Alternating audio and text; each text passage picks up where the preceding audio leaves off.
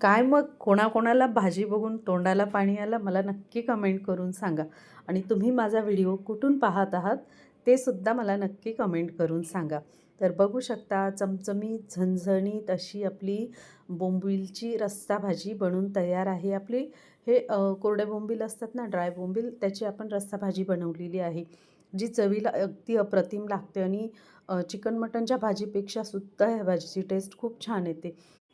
Chicken मटनची भाजीसुद्धा ह्या भाजीपुढे fail, इतकी सुंदर अशी भाजी बनून तयार होते.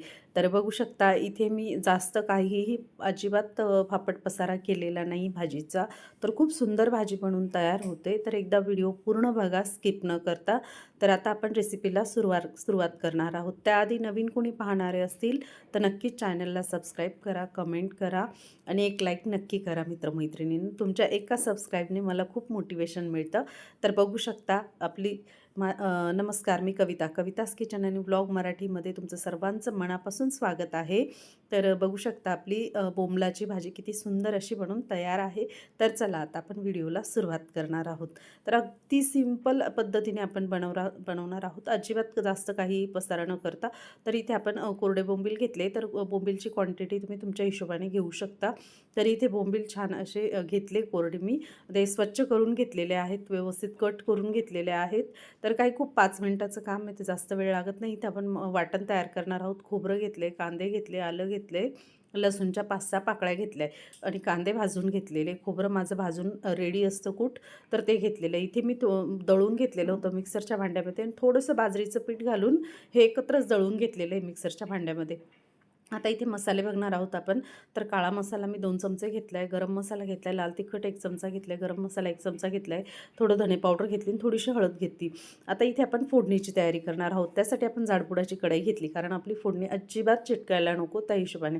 तर इथे आपण ह्याच्यात बाजरीचं पीठ घातलं आहे ना थोडंसं, म्हणून ही खाली तळाला चिटकतं, तर त्या हिशोबाने आपल्याला तेलाचं प्रमाण ठेवायचं आहे. तर बघू शकता आता इथे आपण छान अशी फोडणी तयार करून घेणार आहोत आणि छान असं आपण त्याला मसाले नंतर घालणार आहोत. तर इथे बघू शकता हे मसाले घेतलेले आहे, मी मसाल्यांचं प्रमाणसुद्धा सांगितलेलं आहे.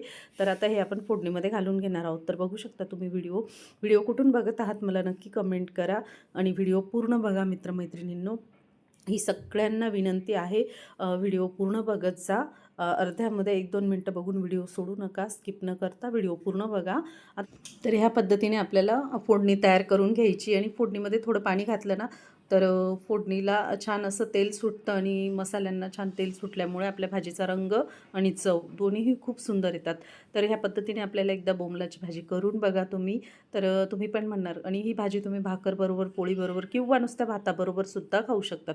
आता इथे आपली छान अशी फोडणी तयार झाल्यानंतर आपण जे धुवून घेतलेले बोंबील स्वच्छ निवडून धुवून घेतले होते, जे मी 5 मिनटं भिजत ठेवलेले होते, ते आता आपण ह्याच्यामध्ये घालून घेणार आहोत. आणि वरून आपल्याला गरम पाणी घालून घ्यायचे.